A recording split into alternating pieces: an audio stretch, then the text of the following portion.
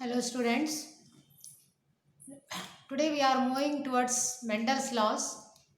In the previous video we have discussed about monohybrid cross which is based on that is monohybrid cross that is based on the law of segregation. But what are the laws proposed by Mendel? So all those laws we are going to discuss today. So based on the observations, so when Mendel carried out the breeding experiment by taking height of a plant, that is monohybrid cross. So based on his observation on monohybrid cross, Mendel proposed two general rules, two laws. Those laws of inheritance, he called them as first law of dominance and second one is law of segregation. So these two laws were proposed by Mendel after the observation made by him on a monohybrid cross. So we will understand what is the law of dominance, what is the law of segregation. So in the examination you will be asked for to write the definition of the dominance. Law, what is law of dominance? State the law of dominance or state the law of segregation. So these two statements are very important. So let us understand what are the laws. The first law of dominance, what it says. So these laws are also known as principles of inheritance. Okay. So first law of dominance, as the name itself indicates. So here 3 points are very important to remember.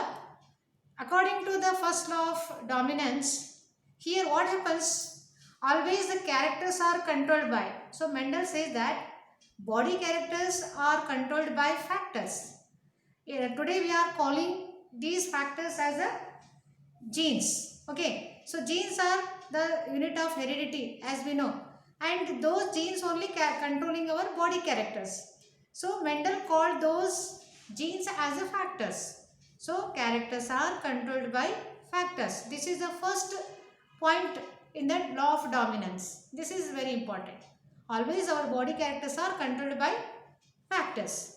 And these factors, how they are present, means all whether they are singly present or they are present in a pair. Always the factors are arranged in a pair. As you can see here, these are the pair of homologous chromosomes where we see capital T small t. These two are the pair of factors or genes. So pair of genes or allele also you can call. So pair always the factors found in a pair. They are found in a pair. Third one is after crossing in a dissimilar pair. See this is dissimilar pair. Capital T small t. Dissimilar pair. So among these, which one is a dominant, which one is a recessive?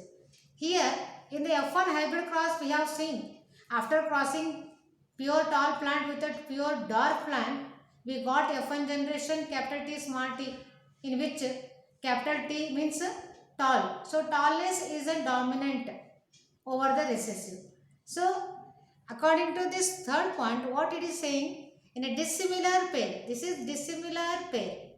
In a dissimilar pair, one member is dominate over the other. So which one is dominating? Capital T is dominating over the dominates over small t. Small t is meant for recessiveness. So small t means recessive, means it is not going to express its character. And here one member, that is capital T, it is dominant over small t. So this is what the third point says.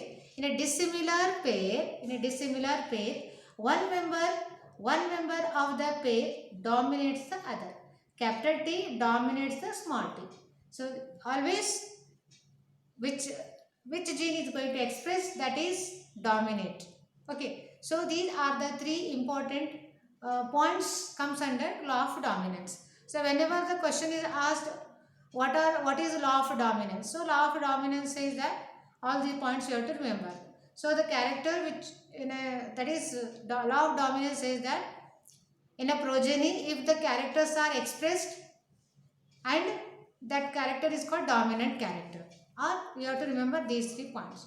So characters are controlled by factor and always the factors are occurring in a pair and in a dissimilar pair one member is dominates over the other. So this is what the law of dominance says. Next comes law of segregation. So this statement is not given once again in the NCERT reader. We have to make a statement.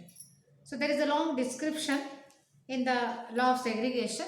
So first we understand what the law says. What is the statement of the segregation? So when the alleles for the two contrasting characters are brought together in the F1 generation, they segregate during gamete formation. The meaning of this statement, let me explain. When the alleles, so these are the alleles, when the alleles for two contrasting characters, so here which are the contrasting characters? Tall and dark for the two contrasting characters. Whenever the alleles are brought together, see here brought, capital T, small t. After crossing, a hybrid plant is produced. Tall plant is produced. This hybrid plant having allele. So this is one allele. So this is what we are seeing in a F1 generation. So when the alleles for a contrasting characters are brought together in F1 generation, they are going to segregate. See here, during the gamete, when they are going to segregate? They are going to segregate during the gamete formation. Here capital T gets separate, small t gets separate because they undergo meiosis. So here is individually capital T segregate and small t also segregate. So two separate gametes are going to form due to the segregation.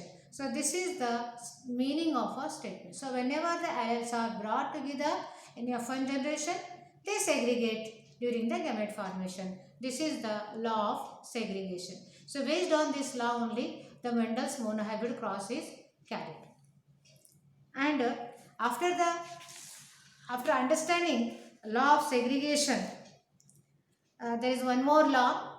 That law we shall discuss later. After the completion of incomplete dominance, codominance later on. So, but these two statements are very important from the exam point of view.